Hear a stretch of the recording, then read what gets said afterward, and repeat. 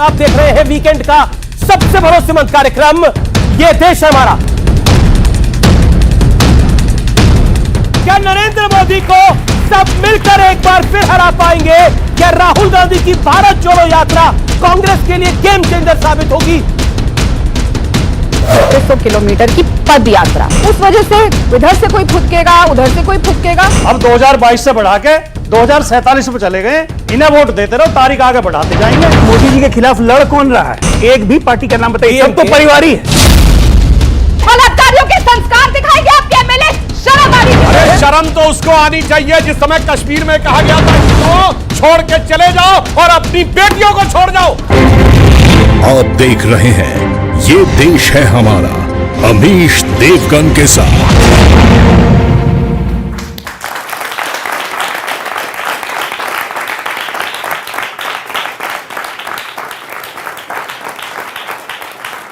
नमस्कार व्यूअर्स, मैं हूं अमीश देवगन और आप देख रहे हैं देश का सबसे लोकप्रिय कार्यक्रम। यह हफ्ता सियासत का सुपर हफ्ता रहा। राहुल गांधी ने कन्याकुमारी से भारत जोड़ो यात्रा का आगाज किया।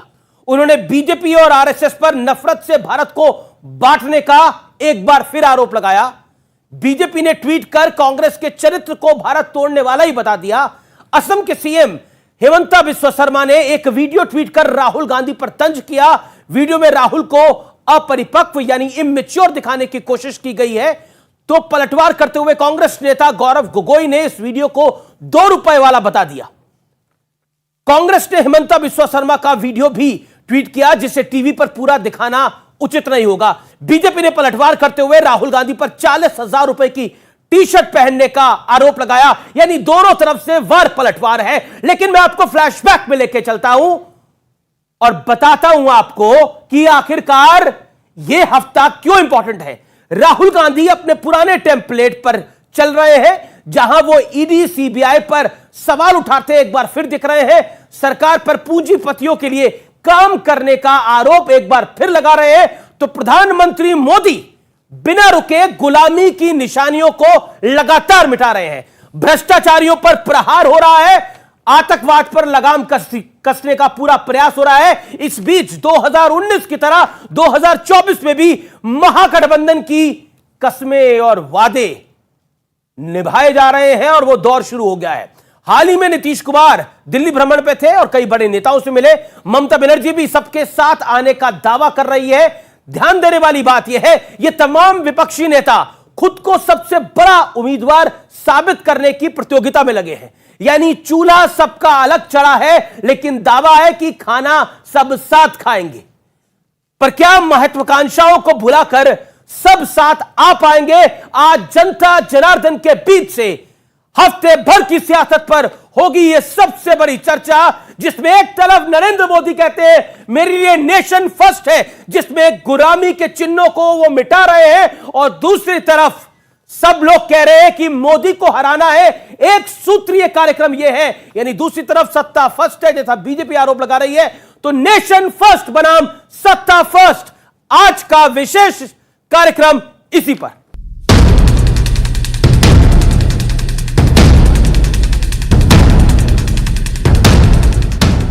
दो 2024 से पहले सत्ता पक्ष और विपक्ष अपने अपने कर्तव्य पथ पर निकल चुके हैं। मोदी चुन चुनकर गुलामी की निशानियों का नामो निशान मिटा रहे हैं। गुरुवार को राजपथ का नाम कर्तव्य पथ कर दिया गया। उसके अलावा नेताजी सुभाष चंद्र बोस की प्रतिमा का अनावरण हुआ। इतना ही नहीं, सेंट्रल विस्टा एवेन्यू का भी उद्घाटन हुआ। लेकिन विपक्ष को इसमें भी खोट नजर आ रहा है। राजपथ ब्रिटिश राज के लिए था, जिनके लिए भारत के लोग गुलाम थे। आज इसका आर्किटेक्चर भी बदला है और उसकी आत्मा भी बदली है।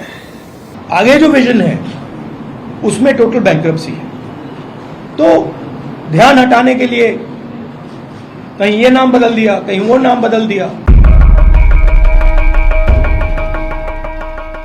भारत जोड़ो यात्रा पर निकले राहुल गांधी ने बीजेपी और आरएसएस पर देश को तोड़ने का आरोप भी लगाया। जो नुकसान बीजेपी आरएसएस की विचारधारा ने देश का किया है, जो देश को बांटा है, नफरत फैलाई है, उसके खिलाफ हमने ये यात्रा निकाली। बीजेपी ने एक पोस्टर जारी करते हुए कांग्रेस के चरित्र को भारत तोड़ो का नाम दिया है। इसमें लिखा है 3 जून 1947 को माउंटबेटन ने भारत पाक बंटवारे का प्लान दिया। 15 जून 1947 को कांग्रेस ने इसे मंजूरी दे दी, जिसके बाद करोड़ों लोग मारे गए और बेघर हुए। असम के सीएम हिमंता बिस्वा शर्मा ने एक वीडियो ट्वीट करते हुए राहुल गांधी पर निशाना साधा। मैं आलू उगाऊं, मैं सोना बनाऊं, इलेक्शन हरवाऊं पर बाज ना आऊं, मैं पार्टी में इतना कंफ्यूजन फैलाऊं, कंफ्यूजन से अपनी मैं बैंड बजवाऊं। इस वीडियो पर कांग्रेस आग बबूला है। कांग्रेस नेता गौरव गोगोई ने ट्वीट कर लिखा, हिमंता जी कृपया अपना बैंक अकाउंट नंबर दे दीजिए, मैं खुद उसमें 2 रुपए जमा करूंगा। इसके बाद यूथ कांग्रेस ने हिमंता बिस्वा शर्मा का वीडियो ट्वीट किया, जिसे टीवी पर पूरा नहीं दिखाया जा सकता। बीजेपी ने भी पलटवार किया। बीजेपी का दावा है कि राहुल गांधी ने शुक्रवार को जो टी शर्ट पहनी थी उसकी कीमत 41,000 से ज्यादा है। दूसरी ओर नीतीश कुमार के अलावा ममता बनर्जी ने महागठबंधन बनाने का दावा कर दिया। 2024 এমন খেলা খেলবো আর খেলাটা বাংলা থেকেই তৈরি হবে। এখন তো আমরা একসাথে, ওদিকে নীতিশজি আছে, ওদিকে অখিলেশ আছে, ওদিকে হেমন্ত আছে, ওদিকে আমি আছি, ওদিকে আমাদের বন্ধুরা আছে, সর্বত্র আছি আমরা। अब सोचने वाली बात यह है कि केजरीवाल, राहुल, नीतीश, ममता सब एक तरफ खुद को सबसे बड़ा विपक्षी नेता साबित कर रहे हैं, दूसरी ओर महागठबंधन का दावा भी हो रहा है। वहीं मोदी इन विपक्षी दावों से कतई विचलित नहीं दिख रहे। ऐसे में सवाल कि 2024 में जनता किसका साथ देगी, आज इसी मुद्दे पर होगी सबसे बड़ी चर्चा। और अब इस चर्चा का हम आगाज करते हैं, उसकी शुरुआत करते हैं। सबसे पहले तो जनता जनार्दन, इस देश के युवा, उन सबका अभिनंदन है आज के इस विशेष कार्यक्रम में। जोरदार तालियों के साथ अभिनंदन करिए। मेरे साथ आज मंच पर जुड़ रहे हैं डॉक्टर सुधांशु त्रिवेदी, बीजेपी के सांसद हैं, लोकप्रिय प्रवक्ता हैं, उनका अभिनंदन है। मेरे साथ कांग्रेस की ओर से है कांग्रेस पार्टी की प्रवक्ता और विधायक का चुनाव लड़ चुकी राधिका खेड़ा, जोरदार तालियों से इनका अभिनंदन करिए। राजकुमार भाटी समाजवादी पार्टी के नेता हैं, विधायक का चुनाव लड़ चुके हैं, उनका भी अभिनंदन है। मेरे साथ डॉक्टर अजय आलोक है इस चर्चा के अंदर, राजनीतिक विश्लेषक है, अपनी बात रखेंगे, उनका भी अभिनंदन है। तो आप तमाम लोगों का अभिनंदन है। इस चर्चा की शुरुआत सुधांशु त्रिवेदी आपसे करते हैं। एक तरफ सब एक हो रहे हैं, दूसरी तरफ वो बार बार यही कह रहे हैं कि सीबीआई, ईडी और देश में नफरत के खिलाफ हम खड़े हैं, खासतौर पर राहुल जी। देखिए, कांग्रेस की जो ये यात्रा है इसका भारतीय जनता पार्टी से कोई मतलब नहीं है। एक्चुअली में क्या हो गया, विपक्ष में बहुत सारे दावेदार खड़े हो गए हैं, तो वो उनको हैसियत दिखाना चाह रहे हैं। भाई एक तरफ नीतीश कुमार हैं, ममता बनर्जी हैं, केसीआर हैं, इवन शरद पवार हैं, तो वो कांग्रेस उनको दिखा रही, देखो भाई हम तो इतने राज्यों में हैं, तुम कहां पे हो। तो ये विपक्ष के नेताओं की आपसी प्रतिस्पर्धा में एक दूसरे से बड़ी अपनी हैसियत दिखाने की कवायद है, क्योंकि किसी की हैसियत नहीं है कि मोदी जी की कैफियत के साथ मुकाबला कर सके। तो वास्तविकता में इसका भाजपा से कोई लेना देना नहीं, ना उनके अंदर क्षमता है, ना योग्यता है, ना किसी प्रकार की स्वीकार्यता है भारत की जनता में कि वो सत्ता की दावेदारी कर सके। केवल अपनी अपनी पार्टी की अपनी हैसियत बनाने के लिए वह यह प्रयास कर रहे हैं। हां, एक बात मैं जरूर कहना चाहूंगा, जहां तक विचारधारा की बात है तो विगत 60-70 वर्षों में, चाहे सत्ता में रहे हो या प्रतिपक्ष में रहे हो, कांग्रेस पार्टी ने भारतीयता, भारतीय संस्कृति के हर पक्ष को जैसा तोड़ा है वोट के लिए, उसे क्या कहा जाए, एक ही पंक्ति में कहता हूं, बाटे आंगन और गलियारे, बाटे गली मोहल्ले सारे, बाटे मंदिर और गुरुद्वारे, गांव गांव में, खेत खेत में, जात पात की म्याद बांट दी, तुमने एक वोट की खातिर देश की हर बुनियाद बांट दी। जी राधिका खेड़ा, वक्त आपका शुरू होता है। शुक्रवार को जब हिमंता बिस्वा शर्मा ने एक वीडियो ट्वीट किया जिसमें उन्होंने बोला कि राहुल गांधी ने अभी तक अपनी पार्टी के लिए जो कारनामे करे हैं, जो कार्य करे हैं, उनका उन्होंने बखान किया, एक तंज कसा। कांग्रेस ने कह दिया ये 2 रुपए का ट्वीट है। उसके बाद एक ट्वीट हुआ जो हम दिखा भी नहीं सकते, जिसमें ऐसे वीडियोस लगाए गए, ऐसी भाषा बोली गई जिसको हम दिखा नहीं सकते। क्या आपको लगता है कांग्रेस पार्टी बात तो प्यार की करती है, बोलती है हम प्यार बांटने जा रहे हैं, लेकिन असल में वो प्यार दिखता नहीं है कहीं? सबसे पहली बात, मैं बिल्कुल अग्री करती हूँ सुधांशु जी ने कहा, हमारी हैसियत नहीं है कि हम मोदी जी का मुकाबला कर सके, क्योंकि नफरत की राजनीति का मुकाबला हम नहीं कर सकते। जो नफरत देश में फैलाते हैं, जो भाई को भाई से लड़ाने का काम करते हैं, जाति को जाति से लड़ाने का काम करते हैं और धर्म से धर्म को लड़ाने का काम करते हैं, हमारी बिल्कुल हैसियत नहीं है कि हम उनकी बराबरी करें, क्योंकि हम सिर्फ देश को जोड़ने का काम करते हैं और प्यार बांटते आए हैं और बांटते चलेंगे और देश को एक ही धागे में पिरोएंगे। स्वतंत्रता के पहले भी किया था और आज भी करते रहेंगे। पर ये लोग क्या कर रहे थे? आज बहुत अच्छा लग रहा है, कर्तव्य पथ बन रहा है, वहां पे नेताजी सुभाष चंद्र जी की बोस की मूर्ति लगा रहे। वही नेताजी सुभाष चंद्र बोस जब अपनी सेना का तैयारी कर रहे थे, स्वतंत्रता सेनानियों के साथ मिलकर भारत के स्वतंत्रता के लिए लड़ाई लड़ रहे थे, तो वीर सावरकर क्या कर रहे थे बताइए? भागलपुर का सेशन था 23rd सेशन हिंदू महासभा का, जिसमें वीर सावरकर ने कहा था कि हिंदू युवाओं को ब्रिटिश आर्मी में आके साथ देना चाहिए और ब्रिटिशर्स के साथ मिलके हमारे स्वतंत्रता सेनानियों के खिलाफ लड़ना चाहिए। ब्रिटिश आर्मी को ज्वाइन करें, आप भारत छोड़ो, कांग्रेस बड़ा सारा। एक मिनट सुनिए जी। डॉक्टर अंबेडकर ने कहा था कि नहीं महार जाति के युवाओं को जाओ सेना में, बोलिए हाँ या ना? आप क्यों बोला था? अब मैं बताता हूं क्यों बोला था। जाके पढ़ लीजिए। जिन्ना ने 1941 में बयान दिया था कि भारत की सेना में 55% से अधिक लोग पंजाब से हैं, जिसमें ज्यादातर मुसलमान हैं, अगर जरूरत पड़ी तो हम इनका प्रयोग करेंगे।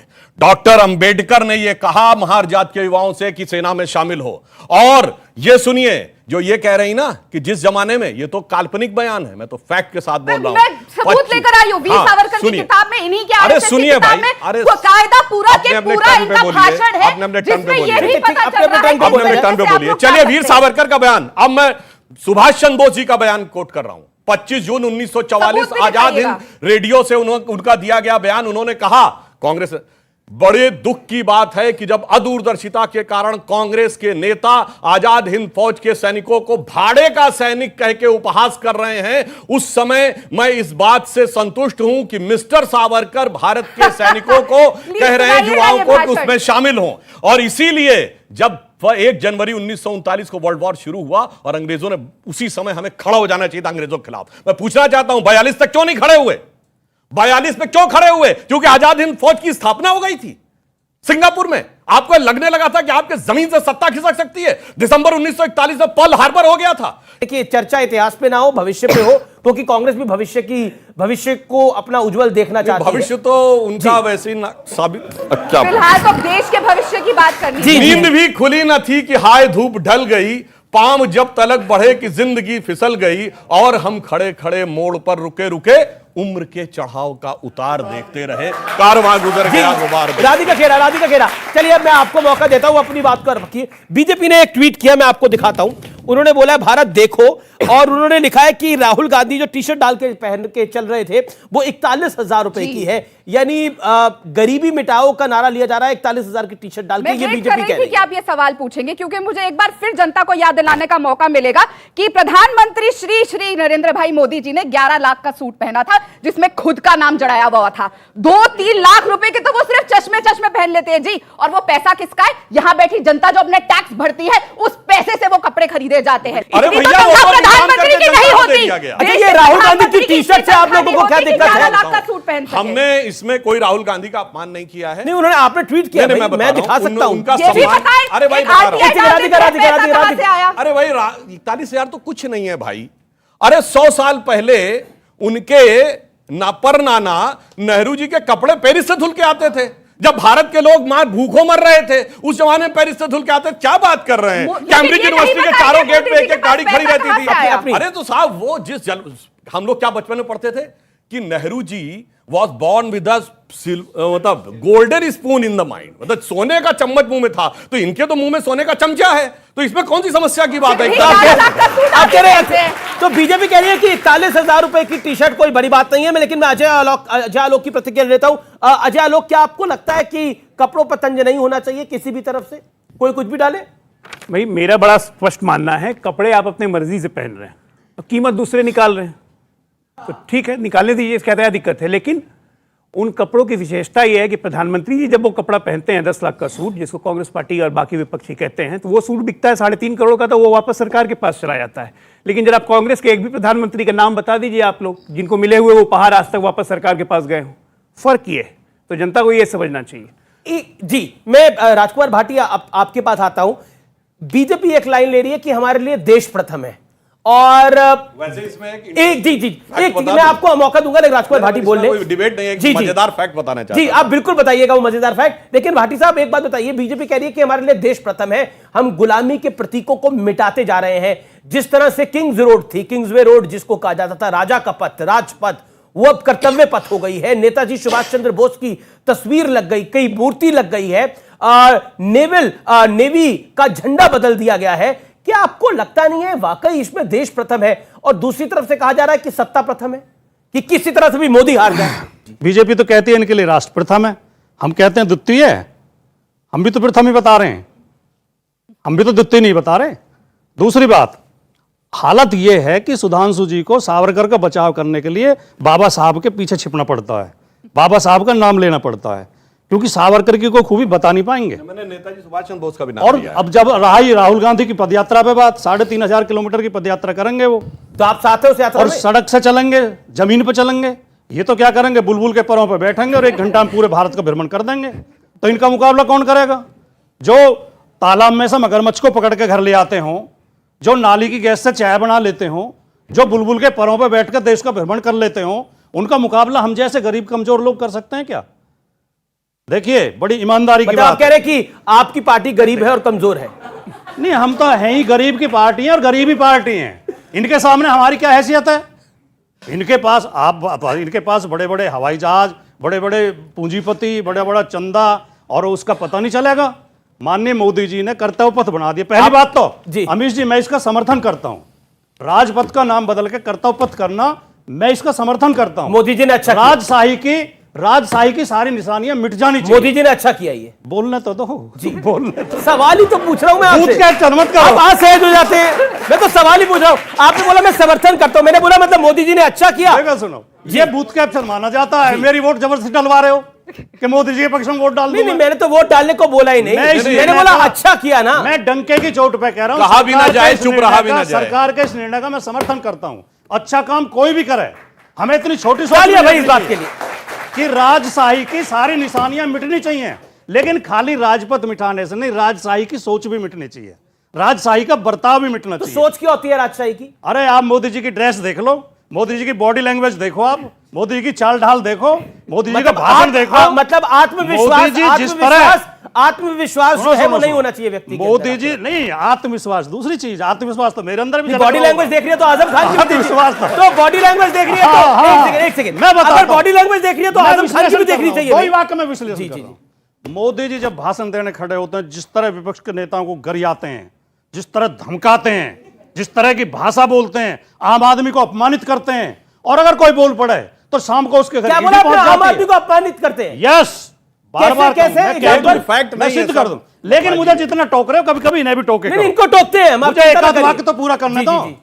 और अगर कोई उनके विरोध में बोल जाए, कोई उनकी निंदा कर दे, उनके खिलाफ ट्वीट कर दे, शाम को ईडी घर पे पहुंच जाती है, सीबीआई घर पे पहुंच जाती है, इनकम टैक्स पहुंच जाता है, जेलों में डाल दिया जाता है, मुकदमे दर्ज कर। और सुनो, खाली गुलामी की निशानी इन पथों से नहीं होगा। 124 है जो अंग्रेजों ने बनाई थी, उसी को मोदी जी लागू करते हैं हमको, जब हम बोलते हैं उसी में हमें जेल में डालते हैं। जो अंग्रेजों का बनाए हुए कानून है, राजकुमार जी, अंग्रेजों के बनाए हुए कानून भी खत्म करो। अपनी बात को विराम दीजिए। आपने बड़ी अच्छी बात बोली। आपने बोला देखिए, जैसे ही कोई उनके खिलाफ बोलता है, कोई ट्वीट करता है, उसके खिलाफ शाम को ईडी सीबीआई पहुंच जाती है। एक बड़ा आपने बहुत इंपॉर्टेंट पॉइंट बोली, क्योंकि मैं आपको देख रहा हूं पिछले 8-9 साल से आप नरेंद्र मोदी का विरोध कर रहे हैं, कर ही रहे हैं। आप बोलते हैं आपके घर सीबीआई ईडी पहुंची है? हाँ या ना में जवाब दीजिए। मैं बताता हूं। हाँ बताइए, हाँ या ना में जवाब दीजिए। हाँ, मैं अखिलेश जी क्या पहुंची है? मैं एक बहुत छोटा कार्य करता हूं। अखिलेश जी तो बड़े नेता हैं, मैं बता रहा हूं। वहां पहुंची? बता रहा हूं। हाँ बताइए। बताने तो दो, सवाल हो गया आप। हाँ बताइए। अखिलेश जी क्या कांग्रेस ने भेज दिया था पहले? मैं गली मोहल्ले गांव स्तर का कार्य करता हूं। मुझे इनके गली मोहल्ले। अखिलेश जी तो राष्ट्रीय स्तर के हैं साहब। जवाब तो सुन लो। जवाब तो दीजिए। सवाल तो आपका हो गया। जी। मैं गली मोहल्ले स्तर का हूं, मुझे इनके गली मोहल्ले स्तर के गुंडे धमकाते हैं। अखिलेश जी राष्ट्रीय स्तर के, उनके घर सीबीआई गई थे। योगी जी ने उत्तर प्रदेश में सरकार बदलते ही सबसे पहले अखिलेश जी के खिलाफ सीबीआई जांच बैठाई, गोमती रिवर फ्रंट और आगरा लखनऊ एक्सप्रेसवे की जांच करने के लिए। ठीक है, जवाब इन्होंने कहा ये बहुत ही गरीब, वंचित, साधारण उसके इनकी हैं। पार्टी इनकी पार्टी है। ये बताइए, ये मैं भी हूं। सैफई में जी। इतनी बड़ी वाली एयर स्ट्रिप बनी जिसमें सबसे बड़का वाला जेट जहाज उतर सकता, वहां कौन का जहाज उतरने वाला था? कौन सी बुलबुल उतरने वाली थी भाई गरीब आदमी के, बता दीजिए। तो गजब बात। और इन्होंने कहा राजपथ नाम बदलने से नहीं, वो राजशाही बदलने, बिल्कुल राजशाही बदलने से जानते क्या राजशाही किसे कहते हैं?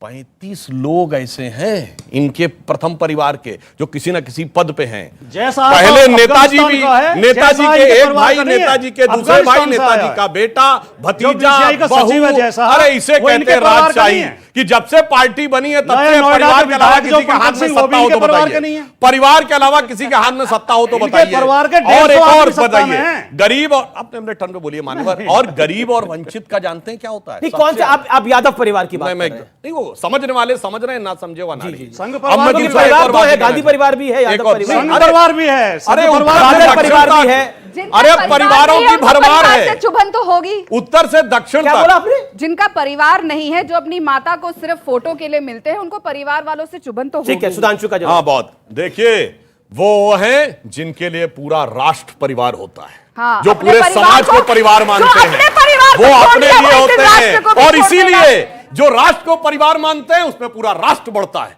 जो अपना परिवार मानते हैं उनका सिर्फ परिवार बढ़ता है। उत्तर से दक्षिण तक सबको देख लीजिए, चाहे पंजाब देखिए तो हरियाणा में भी एक परिवार है, तो आप देखिए उत्तर प्रदेश में दो जिसके तीन साथ आप परिवार सरकार में है, हैं। बिहार में गरीब गुरबा की भी सरकार है, वो अमीश भी जी, एक थोड़ी परिवार माइक है। इधर भी ले तो आप आइए। देखिए, अब तो बुआ भतीजा आ गए हैं, बंगाल में भी, आंध्र में भी परिवार है, सुनिए, और तेलंगाना में भी अमीश जी, परिवार जरा है, माइक ले आइए महाराष्ट्र इधर। में भी परिवार है। परिवार की जो गंगोत्री है उसी को सारे के सारे परिवार दिखाई पड़ते हैं। अमीश जी, जी, एक जी, मौका जी, मुझे जी, दीजिए जी, जी। बोलने का। बिल्कुल सही कहा, महाराष्ट्र में परिवार है, इनके जो मुख्यमंत्री वहां बिठा दिए गए हैं, वो और उनके बेटे दोनों राजनीति में, एक एमपी है, एक चीफ मिनिस्टर है। आंध्र में भी आप ही के साथ सरकार है और वो तो आजीवन ही अध्यक्ष बन चुके हैं, वहां भी परिवारवाद है। और हरियाणा में जिसके साथ आपकी सरकार है, चौटाला परिवार, वो भी परिवार है। तो आपकी तो उससे पार्टी पहले- परिवार है। तो बिल्कुल, हमारे तो पार्टी का एक ही कार्यकर्ता हमारा परिवार है, पर इनके तो नहीं, मैडम, सत्ताधारी लोग कार्यकर्ता परिवार की है। बात नहीं हो और रही। इन्होंने आप उस परिवार के से साथ कार्यकर्ता और परिवार को कंफ्यूज कर रही है। इन्होंने- परिवार क्या होता है? क्यों रॉबर्ट, परिवार? जब अगर रॉबर्ट मोदी जी के वाड्रा, लिए प्रियंका देश वाड्रा, परिवार है, राहुल गांधी,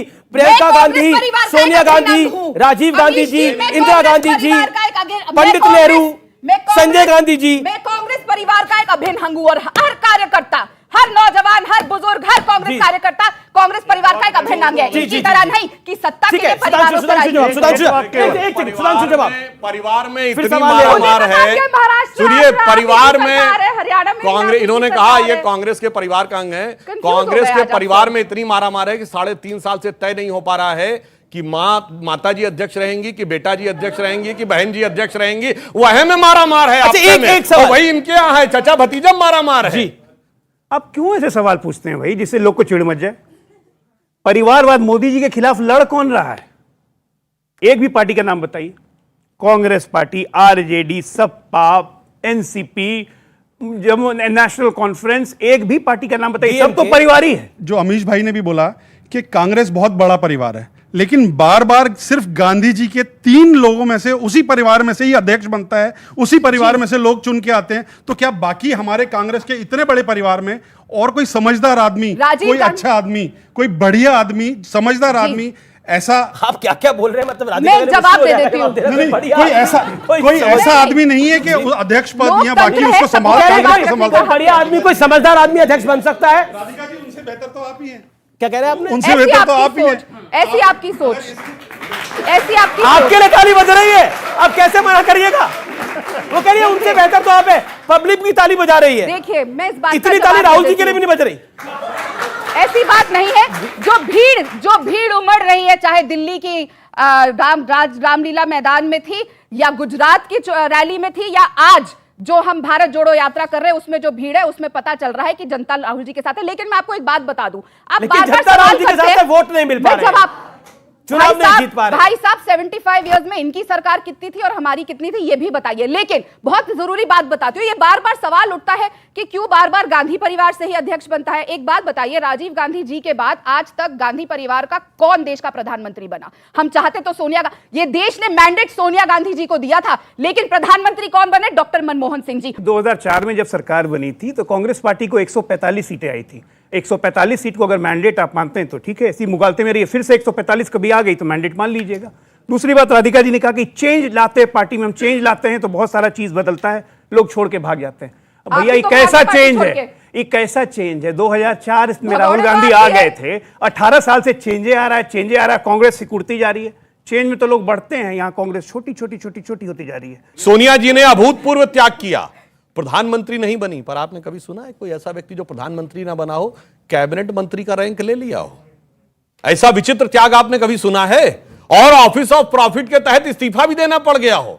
और राहुल गांधी अगर बनना चाहते उस समय मंत्री, अच्छा मनमोहन सिंह जी कैसे बने थे ये मैं नहीं बोल रहा हूं, मनमोहन सिंह जी ने खुद प्रणब मुखर्जी जी की पुस्तक के विमोचन के समय सोनिया जी की उपस्थिति में बोला कि जब मुझे प्रधानमंत्री बनने को कहा गया तो मैं प्रणब दा के पास गया, मैंने कहा प्रणब दा आप मुझसे कहीं ज्यादा योग्य हैं, आप सबसे ज्यादा योग्य हैं, मगर मैडम ने मुझसे कहा है बनने के लिए। अब देखिए कांग्रेस के अंदर का चरित्र, उन्हीं की जबानी। और इतना ही नहीं, अगर आप ये भी देखें तो उन्हीं के मीडिया एडवाइजर रहे व्यक्ति ने एक्सीडेंटल प्रधानमंत्री लिखा, तो उनके साथ क्या कुछ हुआ, उन्होंने मनमोहन सिंह जी को बनाया। वक्त हो चला एक ब्रेक का, लेकिन ब्रेक के बाद भी वीकेंड का सबसे भरोसेमंद कार्यक्रम ये देश है हमारा जारी। बलात्कारियों के संस्कार दिखाएंगे आपके एमएलए, शर्म आनी चाहिए। अरे शर्म तो उसको आनी चाहिए जिस समय कश्मीर में कहा गया था हिंदुओं छोड़ के चले जाओ और अपनी बेटियों को छोड़ जाओ।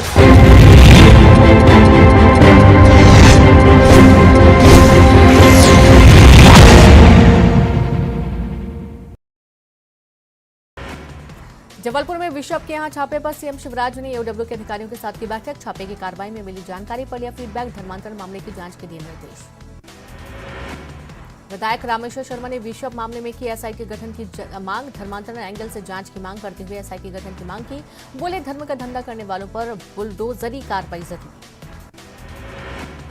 कमलनाथ ने भारत जोड़ो यात्रा में शामिल न होने पर बीजेपी से सवाल पर पलटवार किया, बोले बीजेपी के पेट में क्यों हो रहा है दर्द, चुनाव में भ्रष्टाचार को मुद्दा बनाने की कही बात। जबलपुर में यूरिया गायब होने के मामले पर कमलनाथ का ट्वीट, कभी नर्मदा किनारे से लाखों पौधे गायब, कहीं रात के अंधेरे में नदियों से रेत गायब, अब यूरिया रास्ते से गायब। एमपी में पोषण आहार के बाद यूरिया घोटाला भी शिवराज सरकार के लिए बना सिरदर्द, जबलपुर संभाग में किसानों को बांटने के लिए आया 1019 टन यूरिया, गायब हुआ सरकार सख्त। भिंड में किसानों को नहीं मिल रही समय पर खाद, 10 दिनों से लगा रहे सोसाइटियों के चक्कर, अधिकारियों का दावा जिले में नहीं खाद की किल्लत। एमपी में निकाय चुनाव की तैयारियों में जुटी बीजेपी, 46 नगरीय निकाय चुनाव को तैयारियां तेज, वीडियो कॉन्फ्रेंसिंग के जरिए सीएम प्रदेश अध्यक्ष और संगठन महामंत्री ने की बैठक। मध्य प्रदेश के बिजली उपभोक्ताओं के लिए राहत भरी खबर, विदेशी कोयले से एमपी का किनारा, विदेशी कोयले की खरीद से बिजली बिल में हो सकता था इजाफा। गुना पहुंचे पंचायत मंत्री महेंद्र सिसोदिया का बयान, प्रशासन 1000 बीघा में फार्म हाउस बनाकर बैठे माफिया को पकड़े, गरीबों पर क्यों करते हैं कार्रवाई। सीहोर में एरोनॉटिकल फील्ड में हादसा, नट बोल्ट बनाने वाली कंपनी में काम करने के दौरान 22 साल के मजदूर की गई जान, परिजनों ने शव के साथ किया प्रदर्शन। खरगोन में पेंशनर्स एसोसिएशन ने कलेक्ट्रेट पर किया प्रदर्शन, 5 सूत्री मांगों को लेकर सीएम के नाम सौंपा ज्ञापन, मांगे पूरी नहीं होने पर आंदोलन की चेतावनी। खरगोन में लंपी वायरस को लेकर प्रशासन अलर्ट, जिले में पशुओं के परिवहन और पशु हाट बाजार पर रोक, कलेक्टर का आदेश, नियम तोड़ने पर होगी कार्रवाई। राजधानी भोपाल में साइबर क्राइम इन्वेस्टिगेशन को लेकर महामंथन, सभी राज्य केंद्र शासित प्रदेशों के साथ 12 सितंबर से शुरू होगी बैठक, सेंट्रल एजेंसियों के 6000 अफसर होंगे शामिल। रीवा में आबकारी विभाग ने नष्ट की, जब्त की गई अवैध शराब, 5 अलग अलग थाना क्षेत्र में की गई थी जब्ती, कलेक्टर के निर्देश पर कार्रवाई। बुरहानपुर रेलवे स्टेशन पर रेलकर्मी ने बचाई बुजुर्ग महिला की जान, ट्रेन के आगे से पटरी पार करने की कर रही थी कोशिश, सीसीटीवी में कैद हुआ पूरा वाकया। ग्वालियर में एक चैन स्नैचिंग मामले में पुलिस को मिली बड़ी कामयाबी, आरोपी को किया गिरफ्तार, 5 सितंबर को महिला टीचर की छीनी थी चेन। श्योपुर में विजयपुर नगर में लगातार हो रही चोरी का विरोध, नाराज महिलाओं ने एसडीओपी कार्यालय में किया हंगामा, महिलाओं ने एसडीओपी को भेंट की चूड़ियां। मुरैना पुलिस बरामद किए चोरी हुए 220 मोबाइल फोन, 55 लाख रुपए के मोबाइल उनके मालिकों को लौटाए, अलग अलग थाना क्षेत्रों से हुई थी चोरी। भोपाल में बाल आयोग की टीम ने किया ABM स्कूल का निरीक्षण। बच्चे की पिटाई का वीडियो हुआ था वायरल। सुरक्षा में मिली खामियां, बिल्डिंग पर भी सवाल।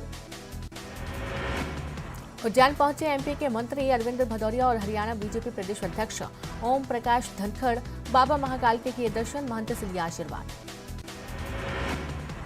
सतना में मजाक में गई मजदूर की जान। फ्लोर मिल में साथी ने कंप्रेशन मशीन से उसके गुप्तांग में भरी हवा, पेट में हवा भरने से गई जान। आरोपी गिरफ्तार। मंदसौर के बोलिया गांव में नदी में डूबे 3 किशोर, एक की गई जान। 2 लड़कों को स्थानीय लोगों की मदद।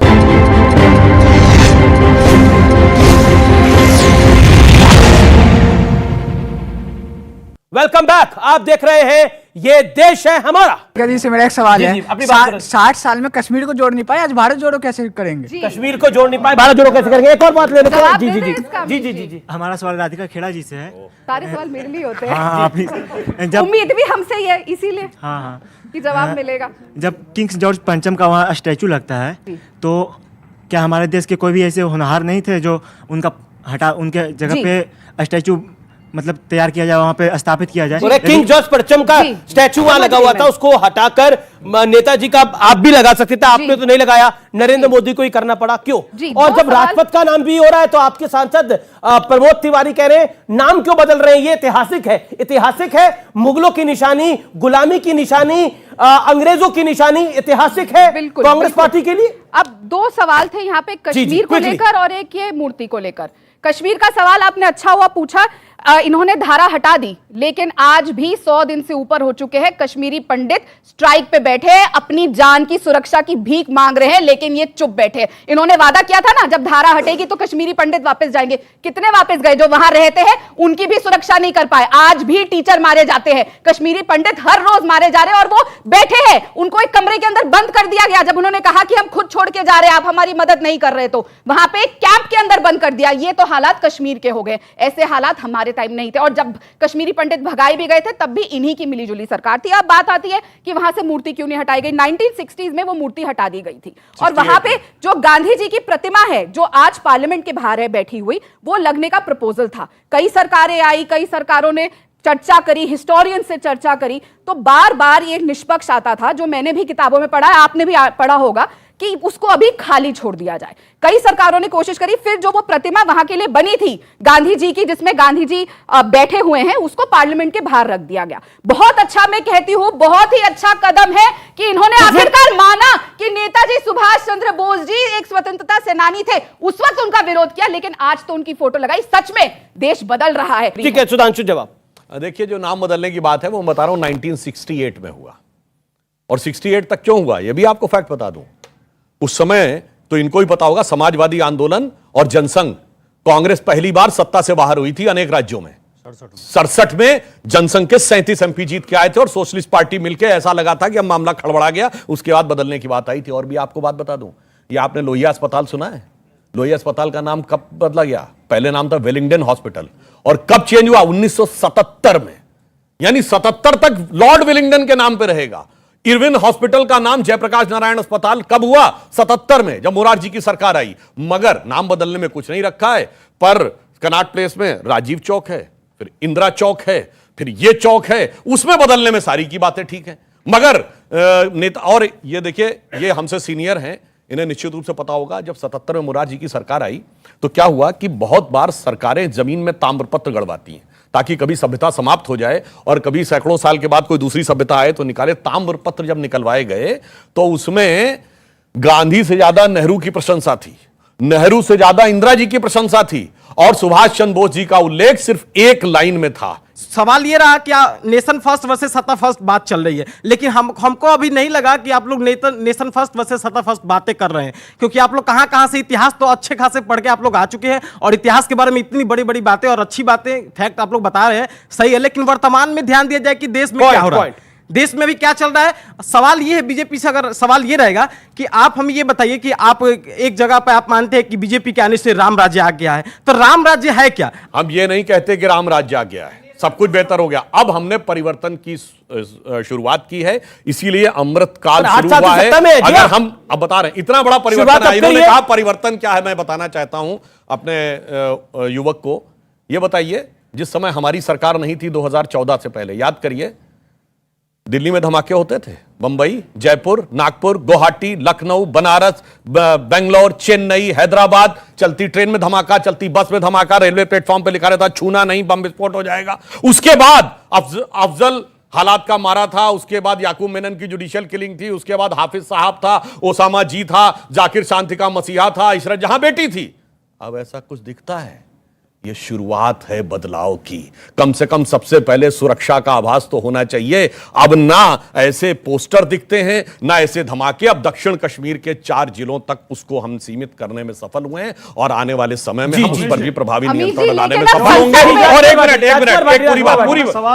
पूरी बात और अभी एक हफ्ता पहले हम ब्रिटेन को पीछे छोड़कर विश्व की 5वीं सबसे बड़ी अर्थव्यवस्था बने हैं। और एक हफ्ता पहले विमान वाहक युद्धपोत को स्वदेशी रूप में निर्मित कर उसका जलावतरण करने की क्षमता हासिल की। जी, जो उन्होंने सवाल पूछा सुधांशु जी, बड़ी चालाकी के साथ घुमा गए उसे। उन्होंने कहा कि आप दावा करते हो कि रामराज आ गया, इन्होंने कहा कि नहीं, अभी आया नहीं है, अभी आया नहीं है।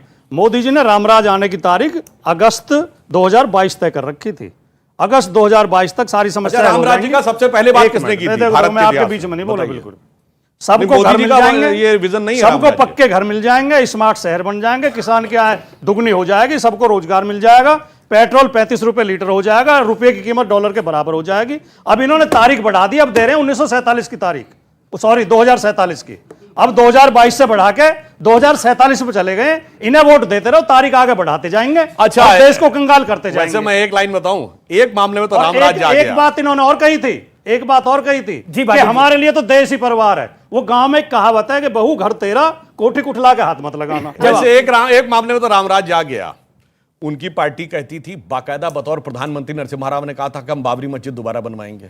इनके मुलायम सिंह यादव जी ने कहा था हम बाबरी मस्जिद दोबारा तामील करवाएंगे। अब दोनों करने लगे हम राम मंदिर के साथ हैं। उसका कारण जानते हैं? मुलायम सिंह यादव ने कहा था, मुलायम सिंह यादव ने कहा था, पीवी नरसिम्हा राव ने कहा था। जी जी जी, जब 1993 का यूपी का चुनाव हुआ, ढांचा गिरने के बाद का, तो हम सबसे बड़े दल थे, मगर सपा बसपा कांग्रेस आई, तीनों मौसेरे भाइयों ने मिलकर सरकार बना ली थी। तब एक नारा चला था, मिले मुलायम काशीराम, हवा में उड़ गए जय श्री राम। उस समय हमारी एक नेत्री ने कहा था कि ये केवल एकता की शक्ति में थोड़ी कमी है, जिस दिन एकता दिखेगी उस दिन क्या मुलायम क्या काशीराम, सारे बोलेंगे जय श्री राम। और आप देखिए, बोलने में सब तैयार हैं।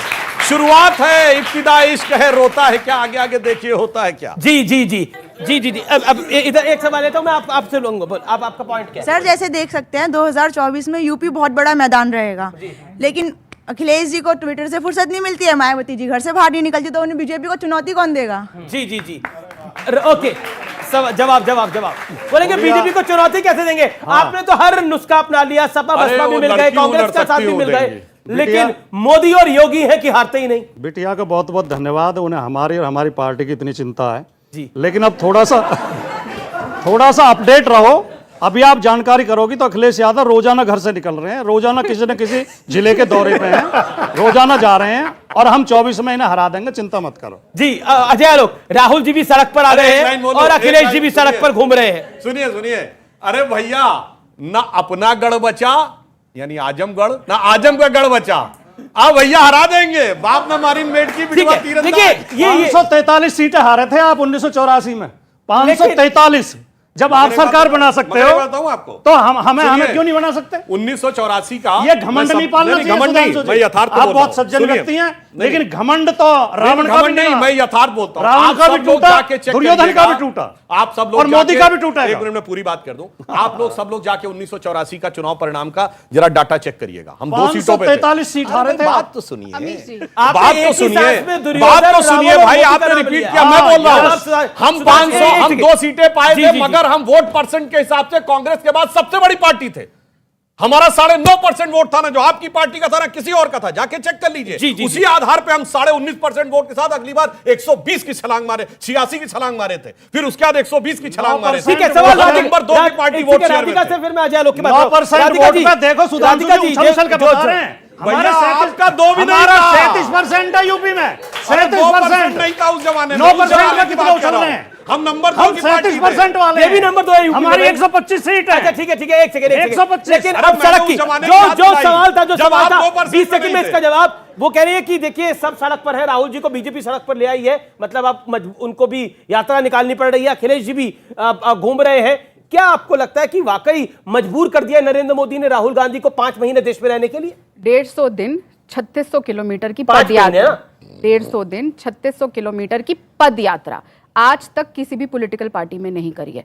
उस वजह से इधर से कोई फुदकेगा, बोलने दीजिए, इधर से कोई फुदकेगा, उधर से कोई फुदकेगा, बिल्कुल। और जिस तरीके से मोदी ने मजबूर कर दिया। अरे मोदी जी क्या मजबूर करेंगे, मोदी जी इस समय देश को मजबूर कर दिया है, क्योंकि पैदा होने से लेकर मरने तक, कफन तक पे इन्होंने टैक्स लगा दिया है। मजबूर तो देश का इंसान हो गया है। मैं एक दोहा कहूंगा जी, और अच्छा दोहा कहूंगा, मुझे लगता है कि लोग समझ जाएंगे। घाटे घाटे सब घूमत था, पानी पूछत न कोई, घाटे घाटे सब घूमत था, पानी पूछत न कोई, लक्षण ऐसे प्रकट हैं, आपस में सटत न कोई। जी अब मैं आता हूं, ये एक अच्छा पॉइंट है, एक सेकंड। लेकिन एक ये जो विपक्षी एकता है, हम सब लोग साथ में आएंगे, जो मैंने शुरू में लाइन बोली थी कि सब अपना अपना चूल्हा जला रहे हैं, लेकिन हम रोटी साथ खाएंगे, नरेंद्र मोदी को हराएंगे, विपक्ष का एक ही नारा है। इस पर किसी का सवाल है, कोई पॉइंट है तो रखे। मायावती अपना कर रही है और उधर ममता बनर्जी अपना कर रही हैं और इधर केजरीवाल जी अपना कर रहे हैं। ऐसे इकट्ठा आप कैसे करेंगे जबकि हमारा घर इकट्ठा नहीं है। आपने 1 मिनट पहले कहा कि जब कोई भी डूबता है तो अपने जो पुराने वाले वो पहले भागते हैं, लेकिन मैं आज ये कहूँगा गुलाम नबी आज़ाद ने या मिस्टर सिब्बल ने 50-50 साल इसको दिए जब आप और हम शायद नहीं थे। कपिल सिब्बल जी ने 50 साल नहीं दिए। अगर इकट्ठे हो गए तो आप वोट दे देंगे, हो गए अगर इकट्ठे, अगर वो कह रहे हैं आप इकट्ठे हो गए तो आप वोट दे देंगे, सबको दुआएं करेंगे जी, आप हो तो सही, दे देंगे, आप पक्का देंगे, चिंता मत करो, आप एक हो जाएंगे। आज भाई ये पब्लिक वोट करे, अगर ये सब इकट्ठे हो गए मोदी को हराने के लिए तो वोट करेंगे हैं? जी ओके जी नहीं, आप वो कह रहे वोट, उन्होंने सवाल पूछा वहां से कि आप वोट करेंगे। इससे पहले आपको बताना पड़ेगा आपका प्रधानमंत्री कौन होगा। ओके अब बोलिए, अब देखिए राजकुमार भाटी बताइए प्रधानमंत्री कौन होगा? इकट्ठा आने को तैयार है, बोलिए प्रधानमंत्री कौन होगा? पब्लिक बोल रही है, बोलिए। इसके लिए आपको भारत के संविधान में संशोधन करना पड़ेगा प्रधानमंत्री घोषित करने के लिए। भारत का संविधान प्रधानमंत्री का चुनाव नहीं करता, भारत का संविधान 545 MP का चुनाव करता है सर, ऐसे नहीं। संविधान हमारा पहले MP का चुनाव करता है, फिर MP तय करते हैं प्रधानमंत्री कौन होगा। अगर आपकी बात पे चलेंगे तो हमें संविधान में संशोधन करना पड़ेगा। यूपी में मुख्यमंत्री में यही नियम भाई, मुख्यमंत्री में नो तब तो अखिलेश जी मुख्यमंत्री होंगे, काहे बोलते थे? अखिलेश जी मुख्यमंत्री होंगे, काहे बोलते थे? किसी ने नहीं कहा। तो कौन और हो सकता? समाजवादी पार्टी की सरकार बनेगी, ये कहा। अरे एक सेकंड, ये देखिए कितना दिलचस्प है, ये दिलचस्प इतना है, इन्होंने बोला कि देखिए ये भारत के संविधान में ऐसा नहीं लिखा हुआ, बिल्कुल ऐसा नहीं लिखा हुआ। सही कह रहे राजकुमार भाटी, आपकी बात जायज है, बिल्कुल नहीं लिखा हुआ। लेकिन जब यूपी के चुनाव में उतरे तो बोला अखिलेश जी सीएम बनेंगे, जब आरजेडी बिहार के चुनाव में उतरी तो बोला तेजस्वी यादव सीएम बनेंगे। कांग्रेस से आज कल परसों 10 साल पहले पूछ लो, 5 साल आगे पूछ लो तो बोलेंगे राहुल जी पीएम बनेंगे। एक पॉइंट यह है कि आप सब एक कैसे होंगे? अगर ममता बनर्जी के साथ आप आएंगे तो अधीर बाबू कहते हैं कि ममता बनर्जी से गड़बड़ कोई व्यक्ति नहीं है। अरविंद केजरीवाल के साथ आप आएंगे, अरविंद केजरीवाल ने आपकी पार्टी को दिल्ली के अंदर निस्तेनाबूद कर दिया, पंजाब में आपकी लुटिया डुबो दी। बताइए। सबसे पहली बात तो ये जो आप कह रहे हैं कि राहुल जी प्रधानमंत्री बनेंगे, हाँ अब पार्टी चाहती है कि राहुल गांधी जी प्रधानमंत्री बने, लेकिन मैं फिर बता रही हूं, पार्टी चाहती है, जनता भी तो चाहे ना, तो वोट देगी जनता। अगर कांग्रेस पार्टी वापस सत्ता में आएगी और 2 बार इससे पहले भी आई और उससे कई बार पहले आई, तो इसका मतलब देश की जनता यही रुकी। मैं अभी आपकी राजकुमार भाटी जी से पूछता हूं कि वो राहुल जी को समर्थन देंगे। भाटी जी, राहुल जी अगर पीएम कैंडिडेट है जैसा कांग्रेस कह रही है तो सपा का समर्थन रहेगा? 2024 में एक मोर्चा बनेगा मजबूत विपक्ष का, नेता मिलकर जिसे भी तय करेंगे, हमें कोई आपत्ति नहीं है। राहुल जी को, अगर राहुल गांधी का नाम तय होगा तो हमें राहुल गांधी पे भी आपत्ति नहीं है, नीतीश पर अभी तय नहीं हुआ, नीतीश कुमार पे भी जी अभी तय नहीं है। क्योंकि आपने मेरे को बात कंप्लीट नहीं करने दी। मैंने कहा कांग्रेस पार्टी चाहती है कि हमारे नेता राहुल गांधी जी प्रधानमंत्री बने, लेकिन जब सारा विपक्ष इकट्ठा आएगा, और मैं मानती हूं कि अरविंद केजरीवाल उसमें नहीं है, क्योंकि जब सारा विपक्ष इकट्ठा होके भाजपा के खिलाफ देश के प्रेसिडेंट को चिट्ठी लिख रहा था और बता रहा था कि किस तरीके से ये लोग ईडी सीबीआई को 2 हाथ की तरह इस्तेमाल करते हैं विपक्षियों के खिलाफ, तो अरविंद केजरीवाल और उनकी पार्टी के मुंह में दही जम गई थी और वो घर बैठे हुए थे। तो मतलब आप कह रही हैं कि अगर ये सब लोग डिसाइड करेंगे कि राहुल पीएम नहीं बनेंगे तो आप मान जाएंगे?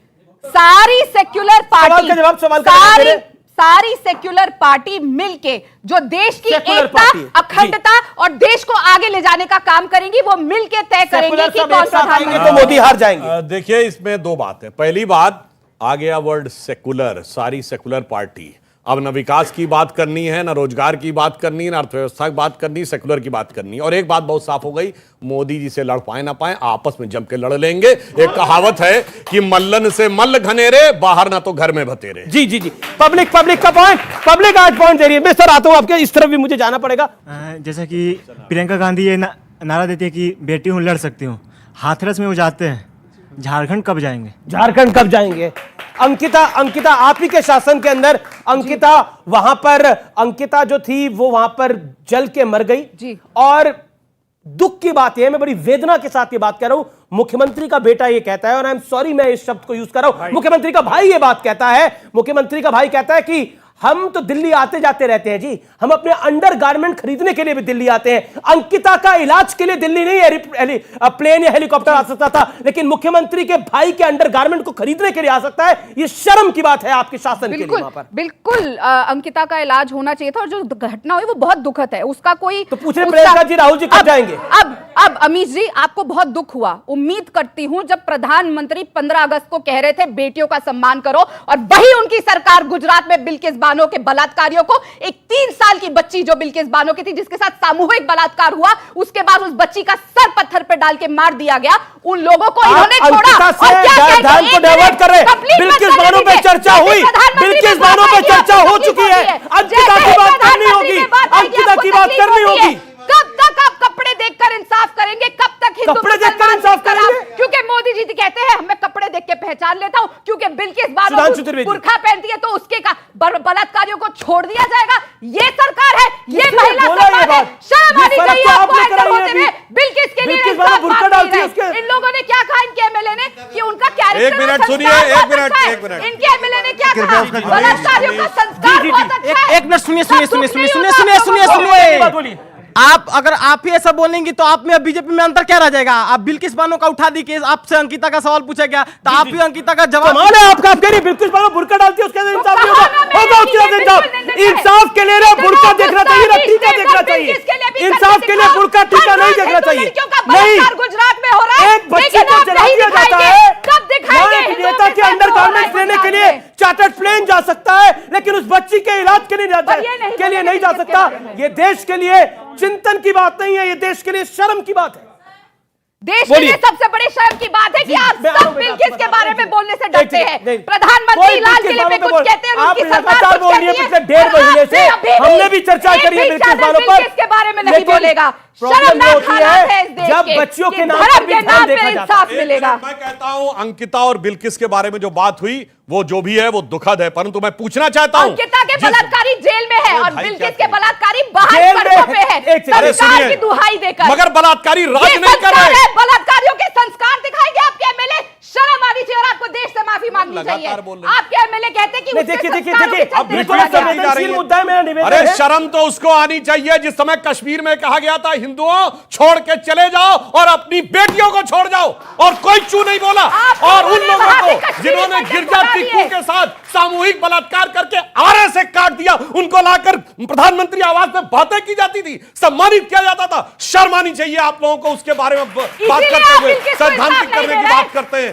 और इतना ही नहीं, अरे भाई इतना ही नहीं, मैं यह भी कहना चाहता हूं, आज से ठीक 100 साल पहले मुझे याद आ गया केरल मोपला नरसंहार, जहां पर कि केवल टर्की में खलीफत खत्म हो गई थी, हजारों लोगों को मारा गया, बलात्कार किया गया, सब कुछ किया गया, और उसके बाद कांग्रेस ने उनका समर्थन किया, कहा कि हमें शांत रहना चाहिए इसके ऊपर। अरे आपका तो 100-125 साल का इतिहास इस प्रकार का है, क्योंकि आप बिहार से आते हैं, जो अंकिता के साथ हुआ और जो मुख्यमंत्री के भाई ने कमेंट किया, क्या आपको लगता नहीं है ये संवेदनहीनता की प्रकाष्ठा है? देखिए, मुझे कोई आश्चर्य नहीं है, क्योंकि जब देश की राष्ट्रीय पार्टी के प्रमुख नेता, सबसे बड़े नेता जब ये कहते हैं कि कांग्रेस तो पहले मुसलमानों की पार्टी है, जब एक प्रधानमंत्री मंच से कह देता है, मंच से कहता है कि इस देश के सारे संसाधनों पे पहला हक मुसलमानों का है, तो मुझे कोई आश्चर्य नहीं कि इस तरह की बातें आ रही हैं। और यही चीज देश देख रहा है पिछले 8 वर्षों से, और यही बदलाव आया है मेरे दोस्त, कि अब ये बातें सुनने को हम तैयार नहीं है, और इस तरह के शासक को हम झेलने को तैयार नहीं है। एक लाइन में बोलिए इनको, अंकिता को इंसाफ देंगे कि नहीं देंगे? अंकिता के बलात्कारी अरे जेल अंकिता में के है, बलात्कार, और बिल्किस बानो के अंकिता के बलात्कारी सड़कों को पर है। कोवोटेड इंसाफ किसको प्रोटेक्शन मिल दी रहा जा है, रही किसको है। पता है? वहां पे बिल्कुल इस्लामीकरण शुरू हो चुका है झारखंड में, और ये कोई नई बात नहीं है, और यही काम ये पूरे देश में करना जी जी जी जी जी वह देखिए अंकिता के मामले के अंदर उसको जिंदा जला गया। आप जो पहले सवाल पूछ चुके वो नहीं, जिन्होंने नहीं पूछा वो अपना हाथ कर, आप पूछ चुके हैं पहले, आपका आप पॉइंट बोलिए। सर ये हमारे लिए शर्म की बात है कि अगर बीजेपी के राज्य में कोई घटना घटती है, जैसा रेप की घटना हो, कोई भी घटना हो, तो कांग्रेस कहती है कि हमारे राज्य में नहीं हुआ है, बीजेपी के राज्य में हुआ। अगर बीजेपी के राज्य में होता है तो कांग्रेस कहती है कि हमारे राज्य में नहीं हुआ। सर ये हम इस कहाँ पे किस ओर जा रहे हैं? सब मिल के सर क्यों नहीं इस घटना पे साथ मिलकर इसे लड़ सकते हैं? बड़ा इंपॉर्टेंट पॉइंट है। मैं बिल्कुल आखिरी दौर में हूं, जो कुछ हुआ अंकिता के साथ वो बहुत दुखित, बहुत जी। जब तक देश के प्रमुख नेता ये बोलते रहेंगे ना, क्यों हो रहा है मैं बताता हूं, जब तक देश के प्रमुख नेता ये बोलते रहेंगे ना, अरे लड़के हैं गलती हो जाती है, तब तक होते रहेगा। ओके राजकुमार वासी, मुलायम सिंह यादव ने ये बोला था, लोगों ने 3 महिलाओं के साथ सामूहिक बलात्कार किया, जिन लोगों ने 14 लोगों की हत्या की, जिन्होंने 3 साल की लड़की को उठा के पैर पकड़ के पत्थर पे पटक के मार दिया, उन्हें मिठाई खिलाते हो, उन्हें माला पहनाते हो, उनके पैर छूते हो, उन्हें संस्कारी बताते हो, और शर्म नहीं आती केवल एक डायलॉग पर टिप्पणी करते हो? जी जी जी अपनी गिरबान में नहीं देखते। और ये अभी जम्मू कश्मीर की कश्मीर की बात कर रहे थे, कश्मीर में जिस समय सब कुछ हो रहा था उस समय गृह मंत्री इनके थे, अडवाणी जी। उस समय गृह मंत्री अडवाणी जी थे, जो एक कश्मीर का गृह मंत्री अडवाणी जी थे। हाँ, जनता दल की सरकार नहीं थी 1990 में। 1990 में कहा अडवाणी जी गृह मंत्री थी, आपकी सरकार थी। 1990 में जनता दल का हिस्सा थे या नहीं थे? ना बीजेपी तो बीजेपी थी, सरकार आप नहीं सरकार के नहीं, अंदर नहीं, नहीं, थे। बीजेपी आप सरकार। अडवाणी जी गृह मंत्री नहीं थे, अडवाणी जी गृह मंत्री नहीं थे।